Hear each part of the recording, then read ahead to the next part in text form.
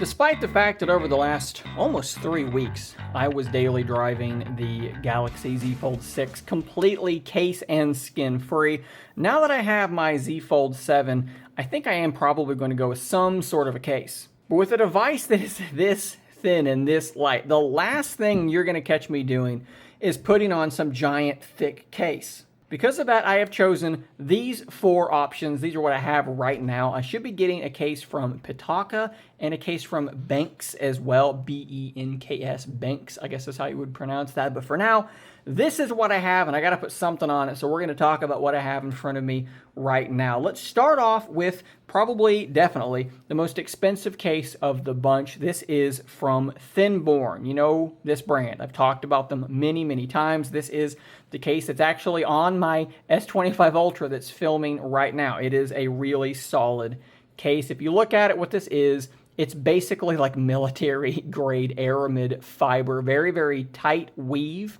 It is exceptionally thin, very hard to focus on that. You can see exactly how thin that is. And while it's not going to provide like a lot of shock absorption, because of this material being so much more durable than you would think it would be, it will actually provide a decent amount of protection. One other cool thing is that there is this MagSafe ring there in the middle as well, which will allow you to attach all sorts of different accessories. Actually, I'm remembering right now that they did ship the cover piece with it as well, which we will definitely install, but if I do use this case, probably not going to be using that cover piece because I never want to stay on. Really quickly, as you can see on their website, this case is right now $89.69. This is a very premium case. With my promo code down below, you will save 15% off of this. So if you're gonna buy this one, please use my promo code and save yourself a little bit of money. Popping this thing on should be very, very simple. There's a little strip of adhesive right there that kind of holds everything in place. You get a little bit of grip added to things, but what I really like about this is there's like almost no added bulk to this device at all. It stays just as thin as it was before. With this front piece, we're gonna peel off the adhesive. Look how narrow that is. I probably can't even get my phone to focus on that. It's such a small space, and that's why you'll find a lot of these other companies, actually I just peeled off the adhesive and the cover, you'll find that a lot of other companies that sell cases for this phone won't even ship this front piece because it's so hard to get it to stay in place. You're going to have to use quite a bit of adhesive, but Thinborne did go ahead and do that. Let's see how everything's lining up. Everything looks okay. Ports look good. Microphone holes all look good. Camera cutout, LED cutout. Everything does look pretty solid. Opening the thing up again, no issues with it butting up against itself and getting knocked off. We've seen that happen with some cases before. Everything looks solid there as well. I would say this is probably a strong contender, although, like I mentioned, I'm probably not going to use this piece because I just don't want to rely on that much adhesive. I'd probably just go this route, but I think that's pretty solid. And one cool thing that I don't think worked on the Z Fold 6 that does work here is if you have one of these MagSafe battery banks, there is now enough room underneath that camera to actually do this. It sticks off the end just a little bit, but that is locked in place with that MagSafe ring. And as you can see right there, we are charging. So that is definitely a big advantage for the Thinborne case. Let me quickly mention that Thinborne does also send some extra adhesive strips in case you need to reapply those. And they also do send it with a tempered glass screen protector. So a little bit of a value add there with the screen protector. This next one is the Galaxy Z Fold 7 clear case from Samsung. This one is $49 and it is pretty darn basic. It's just this. You don't get a front piece.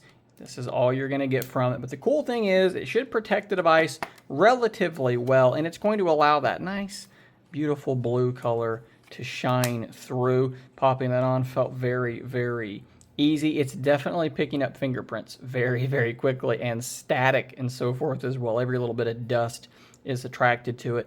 You can see a little ring there protecting that really, really massive camera bump as expected. Everything else looks very, very solid. It's basic. I would hope that this, coming from Samsung, won't yellow or anything like that. A lot of these clear cases will oxidize, and that does become a little bit of a problem. It doesn't add a ton of grip, which I think is a little bit of a problem for me as well. But for the price, I think this one's okay. One thing I've noticed is getting cases off of this thing, because it's kind of squared, is a little bit of a pain. I've been popping off this corner and then like pushing on it, and that seems to get the case off of it relatively easily. The next one is basically the exact same case, but they add on a little grip, which makes a lot of sense to me, as this is a foldable. It opens up into a larger device. This one is, though, $59.99 regular price, so we are getting a little bit more expensive. You can see it's basically the same case, but you have this thing here, which allows you to get your hand in there to hold on to the thing, and you can actually adjust the size. If that's too tight, which honestly I kind of think that it is, you can adjust this down like that to have a little bit more room, or you can even do it another time to have even more room than that. Again, installation is very, very simple, and now you've got this nice handy grip, which I really like. That actually feels really good. And when you're opened up, now it's going to be much easier to one-hand this device. So you don't really need it to have any more grip than it has, because you've got a grip already on there. Again, it's going to pick up fingerprints, but that's definitely pretty useful, and you've got the nice Fold branding on there as well. And then last but not least, something that I've used so many times in the past. I've used it on my Pixel 9 Pro Fold. Look at that nice patina beginning to set in. I've used it on my original Pixel Fold. Looks absolutely awesome. This is a Dbrand leather skin. And yes, that was the same skin. It just kind of picks up a patina over time. It's really hard for me to say no to this skin because it looks so good, and I think with this blue accent color there, I think it's going to look really, really nice. And the good news is, because this is so much thicker than a normal skin, you can 100% take this thing off and put it back on later on. I've done it so many times. Installation just like that. Let's push this down on the edges to make sure everything adheres nice and snug.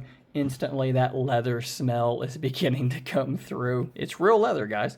And again, you kind of have to use this thing for a while to get that patina going. It looks a little bit strange to me at first, but that adds a pretty substantial amount of grip. And yes, we do have these other pieces as well for the camera ring and the camera bump. I'm not going to put those on. I think that looks kind of goofy. You can see what it looks like there opened up. It just looks classy, right? It just looks classy. Let's pull up the listing for it as well. Obviously, Dbrand has about 1 million different skins, but we're talking about the real tan leather, and it is $34.99 or $34.95, I should say, which I think is actually pretty fair for genuine leather like this. I should also mention, speaking of prices, that these I paid for, okay? Paid for these myself. The Samsung one and the Dbrand. The one from Thinborne, they did send me to show to you guys to review to test. So there is my disclosure for that. I think from this brief look, I'm probably down to the Dbrand leather skin and the Thinborne. Part of the reason why the Thinborne is so appealing to me is that MagSafe ring. You can do so much with that. In fact, you can see right over my shoulder, see that blue dot? That is a magnetic ring, and all the way over the whole way, there's a bunch of other magnetic rings that you can't see. That's really useful. If you want to have a grip, there are so many different grips that you can just pop onto the back of that device. I've got a ton of them that are all varying degrees of awesome. If you need more battery, I've got a battery bank. Pop that thing on there as well, and it's just going to stick to the back of your phone charging it. So the utility of that is something that I definitely have to consider.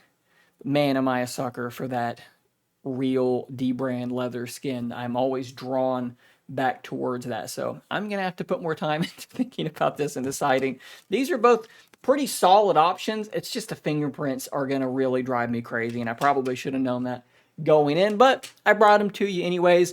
Hit that subscribe button down below because, like I said, I am going to have a Thinborne Aramid fiber case as well, very similar to this, that looks really good, really, really cool colors, and they might be sending me their battery bank as well, so that's going to be very cool to check out.